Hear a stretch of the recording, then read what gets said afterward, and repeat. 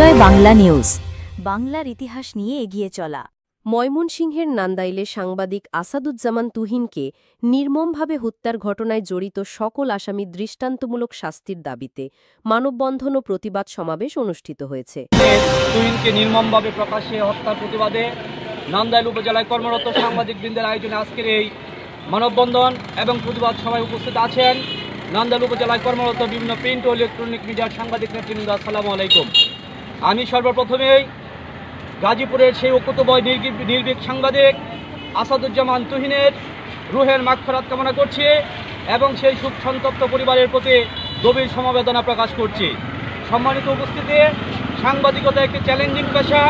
এই challenging পেশাটাকে challenging হিসেবে গ্রহণ করতে গেলে একজন সাংবাদিককে অনেক চ্যালেঞ্জিং কাজ, ঝুঁকিপূর্ণ কাজে অংশগ্রহণ করতে হয়। ঠিক তেমনি গাজীপুরের সেই নির্ভীক সাংবাদিক আসাদুজ্জামান তুহিন, যিনি সেই সেই নির্ভীক সাহসী সাংবাদিকতার পরিচয় দিয়েছিলেন এবং এটির ফলশ্রুতিতে তিনি প্রকাশ্য দিবালোকে নির্মমভাবে তিনি খুন হয়েছেন।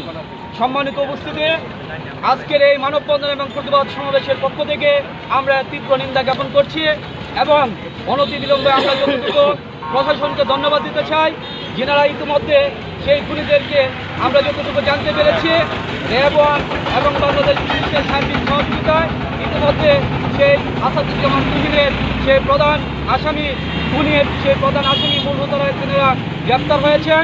এবং আমরা শুধু এই মানববন্ধনের মাধ্যমে আরও জানতে চাই এবং আপনাদের শনিবার সকালে নান্দাইল উপজেলা সদরের প্রধান সড়কে স্থানীয় সাংবাদিক সমাজের আয়োজনে এই কর্মসূচি পালন করা হয়।